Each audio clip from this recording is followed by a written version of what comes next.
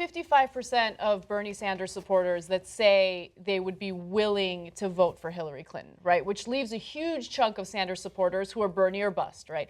And if Hillary wants to appeal to those voters, and it's in her best interest to appeal to those voters, it's also in her best interest to listen to what Bernie Sanders is saying, listen to what his policy ideas are, and at least meet him halfway, right? But you don't think she's been, like, right now, at the start of the campaign, Bernie has had a huge effect. I mean, you can't deny he hasn't had an impact on Hillary, right? Well, he had an impact in her rhetoric and discourse. Right, you guys don't believe what she said, but the things she said are much further in the direction of Bernie. Right, you can believe her or not. All I'm saying, right. You know, I haven't heard her talking a lot about ending political corruption, right? I don't hear her talking a lot about taking money out of politics. I heard her talking about it a little bit during debate. No, yeah, I think she is supposed to if she wants to appeal to those voters, right? Like the thing that frustrates me about the Democratic establishment right now is they think it's Bernie Sanders' responsibility to get his voters to support Hillary. No, it doesn't work that way. Maybe traditionally it's worked that way, but we're in a brave new world, okay, where it's Hillary's responsibility as the presumptive nominee to reach out to those voters and appeal to them, and she's not doing enough to do that. I think that's as wrong as saying that it's on Bernie. These are the two most powerful leaders of the Democratic Party, and if they're going to be leaders, it's incumbent on both of them to act like leaders. And so where I think you guys are wrong is... So what do you think Sanders should say? You think he should look at his voters and point to them and say, hey, you know what? I know she's not really giving you what you want, but fuck it. Vote for her anyway? That's not okay. At some point... hold on, let me get this out. At some point, yeah, I do. But he doesn't have to yet. And if he thinks this gives him more power going to the convention, then all these people, all these talking heads, us included, we have no idea whether it's better for him to endorse her now or endorse her at the convention. We don't have there's no polling on that. That is just complete guesswork as to what but here's what I do know, and I'm certain of it, as much as I can be certain of anything about which there's also no polling. Bernie Sanders has become minimized in the last 4 weeks. Bernie Sanders, what he said and his appearances mattered more 4 weeks ago than they matter now. And there is some chance that come July 20th, no one will care at all. Not no one, but he will be minimized even more. That you guys, and I will agree, that will be unfortunate. I am not sure that Bernie Sanders has great political instincts. I think a guy with better political instincts would have attacked Hillary Clinton more during the race, much more than he did, that he was willing to. And I don't think he had a strong enough strategy for how to defeat her other than to get his message out. So he has become moderately impotent in these last 4 weeks to where he's showing up on Morning Joe and he's not generating that much news. There was a moment when everything he did mattered. And that might have been the time to strike, and we don't really know. Bernie Sanders getting minimized in the news means absolutely nothing to me, because while the media might want to minimize him and not cover him as much as they did before, the truth still remains that nearly half of his voters don't want to vote for Hillary Clinton. And she may get those voters somewhere else. She may get them the way that none of us want her to get them. She may get them from the Republicans. She may get them from guys from the people who listen to Brent Scowcroft. She may get him from there rather than Bernie. At some point, there's a possibility, I think likely, based on the number of times that we keep reading Elizabeth Warren's name being trotted out. Elizabeth Warren's name has been leaked so many times for vice president that she's the only person who I am certain will not be named vice president. I would bet any amount of money that she'll name Tim Kaine to be vice president, which will be a sign of, oh, all right, this, right? So I don't know. I hear you that you don't care. But Bernie Sanders has to maximize his political leverage. He wants to use this leverage. He needs to use it. I just think it's hilarious that we call ourselves,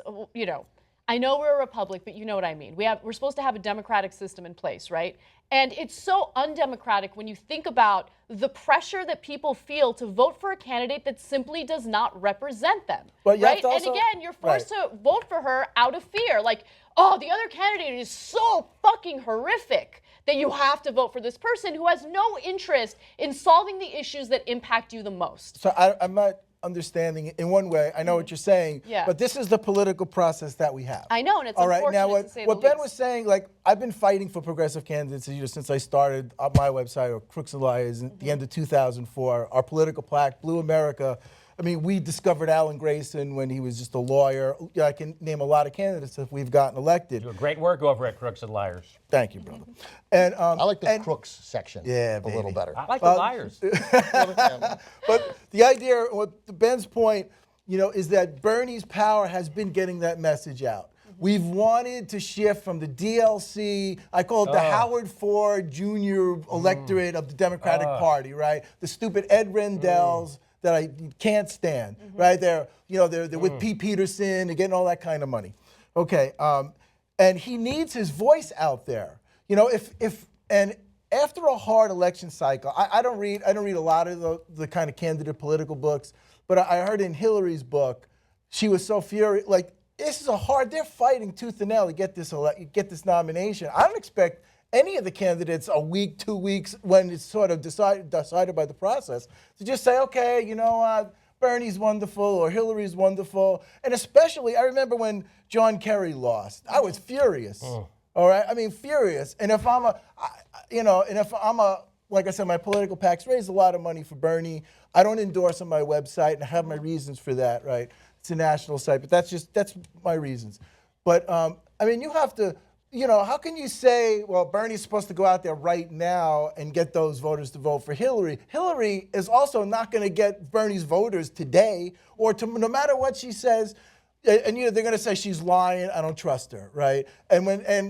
So it takes time. I mean, nobody can tell Bernie when to get out, but he will miss his speech. Yeah, he'll miss if he doesn't come around before the convention. And I think it would be such a powerful moment, especially for diehard Bernie supporters, that he gets a keynote speech. Because if he doesn't, his message is then the American people are missing out on that real progressive middle class message. And we need that. We need that to keep going. And also I worry about after the election, will Bernie and the diehard supporters, and I count myself as a diehard progressive, will they continue to fight for these progressive values the way they've done now? Well, they have to. They have to. I mean, regardless of what happens with Bernie, and I think we already know what's happening with Bernie, you have to keep fighting for the issues that matter. And you don't necessarily need a president with your best interests in mind in order to do that. I mean, that's why you have political action committees or PACs like Wolf PAC, right?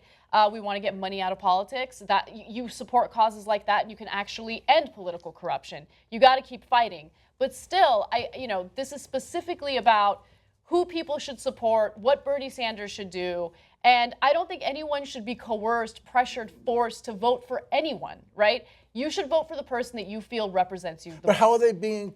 November, the election day. Yep. How are you being coerced? I mean, there's definitely first of all, the reaction that you get from Hillary supporters if you say, I feel uncomfortable voting. For me personally, not only do I have an issue with her policies, I have an issue with the way she smeared Bernie's campaign while the primaries were going on, right? Yes. So how do I, with a good conscience, go to the polls and vote for her, right? When I don't like her, I don't believe in her policies, I don't believe that she represents me, my generation, or the middle class or working class. And so, yeah, the only reason why I'd vote for her is because it scares me to death that someone as crazy as Donald Trump would decide who, our, Supreme Court justices could be. That worries me. But other than that, I mean, it drives me crazy when they're like, no, you got to vote for her. Yeah, she's the Democratic nominee. I don't give a shit if she's the Democratic nominee. I care about a person who's going to represent me. That's it. I see both of your points. I'm more on her side, and I will say this about Bernie Sanders going to the convention, and what he's fighting for is to change the Democratic Party and give it back to the people. He wants open voting. He wants to bring more people in. So he has all these ideas. He was Ed Rendell, a guy we both don't like because he's so establishment. He was asked about this, right, on Chris Matthews the other day, and Chris Matthews thought he had a partner in crime, like Ed Rendell's going to back me up on this. He's like, well, this guy's not even really a Democrat. How's he going to get him to change all this stuff? And Ed Rendell goes, well, I agree with all that stuff.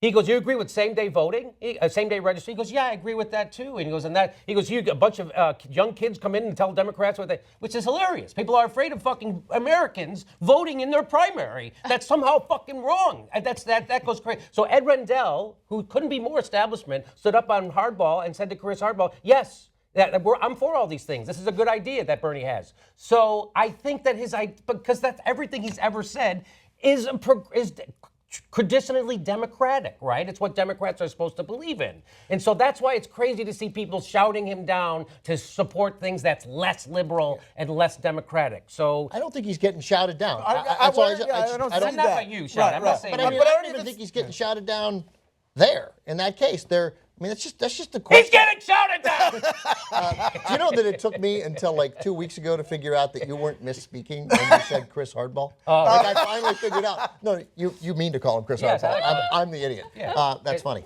I just worry that Bernie is missing his moment, and I think he'll get a moment to speak. Maybe, it depends on where they are. I don't think he has to drop out. I think that if that it's critical that Bernie makes an attempt. I hope that he makes an attempt to deliver those voters. I hope there is a meaning behind it. It means he gives a message that he gives a message that those voters respond to. But he might not. And in which case that will be a sign that she has gone in a different direction to get those 6 million voters. And we all ought to be prepared. I hope he does pick Elizabeth Warren because I think that would send a very powerful message. And we just read that great story in Politico this week about how Wall Street guys were like, yeah, we've sent a message to Hillary Clinton. I get it. You had to move left. Bernie Sanders drove you left. We hear it. We hear it. We hear it. That we will not stand for. You cannot put her on the ticket or we'll go elsewhere. Or we'll take our money elsewhere. So you're saying that Hillary it might even be smart of her politically in a sense to reach out to... I'm not even saying it would be smarter. I just think they might make that calculation. Yeah, to get the votes from Republicans instead of getting the votes from... Right. So, in fact, actually moving the government farther away from its people, right, in a sense, right? So this thing that happened in Britain, again, like I said, our politicians are going to completely ignore it and learn every bad lesson. They're not going to learn the right lessons from it. What you just suggested is she's going to do the exact opposite. She's going to go the other way, right? She's going to go even more conservative. I mean, to get in an effort for the next 4 months, then we'll see how they govern. I mean, that would be, the decisions you make to get elected are not necessarily the ones. And I'm sorry. I'm sorry. No, it's my fault. It's totally my fault. Also, I would just point out to you guys because I think you're making the same mistake that I've made and that others can make. I mean, I don't think the Hillary people are any worse on Twitter than the Bernie people. I got the living crap. I almost closed down my Twitter account because of the vicious nonsense I got from Bernie supporters. Yes. So, I'm not talking about random people tweeting me. Sorry, guys, I don't give a shit about that, right? I'm talking about people that you see in the media, people who are shooting down Bernie Sanders for not, doing an endorsement immediately. I recently did an interview on KCRW. There's a show that I love, To the Point. And I was debating Hillary supporters, and they're members of the media, and they think that you are destroying the Democratic Party by not immediately going to Hillary's side. But no, you need to appeal to me. You need to show me why you want me to vote for you. It's human nature. I mean, we're people. We don't like. In 1 second, now I'm going to vote for this person. I mean, we have feelings, and you get behind the policies in a person. And look, Bernie Sanders supporters have also been, some of them have been cruel to me on Twitter as well because you tell the truth about what's happening with the campaign. Sellout. And I'm not a sellout for letting you know the truth. He's not going to be the nominee. I apologize for that. It pains me just as much as it pains you. Yeah, you got to accept the reality of the situation. Look, I am not necessarily a Bernie or bust person, but right now, like I said, I have a really tough time coming out and saying that I'm going to vote for Hillary Clinton in November. But bear in mind, the things that all these guys say, that Willie Geist and Nicole Wallace say, and that I say, and that you say, John and Jimmy and Anna, we don't know. We don't know when the right time for him to endorse her is. We don't have any idea, and the fact that he hasn't done it yet might be great. Like for those Hillary people might be they might be so pleased for when it happens. Like it can't happen in October. Right? But we haven't crossed some threshold. And the worst thing he could have done, I think, would have been a quick endorsement that seemed like he didn't really mean it. And you wouldn't have convinced anybody. Yeah, how bad, if you remember, in 2008, the Hillary Obama fight. I mean, to me, covering them both intensely, I actually thought it was nastier in 2008. A lot of people say that. Okay. And also, if we look at the vote totals, I think there was more votes cast then. It was horrific, And And the fact is, it was a great moment when Hillary, and she didn't just after it was over, the primaries were over, she just didn't the next day go, Obama's my man, and it was actually a great moment in the campaign, and it helped heal, because there's a lot of people, there are, back then there was the Pumas, there was the Hillary or bust people, right? There was the Obama or bust people, and then there's lots of people in between that aren't so they're not that upset to the point that they're just going to vote for Trump. And it's a great moment in American politics then when people heal. And and Bernie, I think the concern among Hillary people is that healing isn't going to happen, because as vicious as the 2008 campaign was, the disaffection of the Bernie supporters is much stronger than the disaffection was with either Obama or Hillary supporters. So I don't remember that all that well. No, but this is my total sense. This is my sense, so it might totally be wrong. But we're talking about a lot of new voters and a lot of people who are the hatred they have for the other candidate is super strong, and they feel like the whole system's against them, and that this is a seminal moment in American politics. That was a different seminal moment. That was a woman and a black guy running for president. There was going to be a seminal moment out of that. But this is a different thing. So I think whereas I always thought Hillary or Obama were going to stand with the other one. I always thought they would, no matter how vicious it got. I'm still not sure. I'm not, and I don't think any of us are. I am not sure that we have Bernie and Hillary, that we get this moment. I'm not sure we're going to get it. So that makes it interesting, which is what prompts these questions.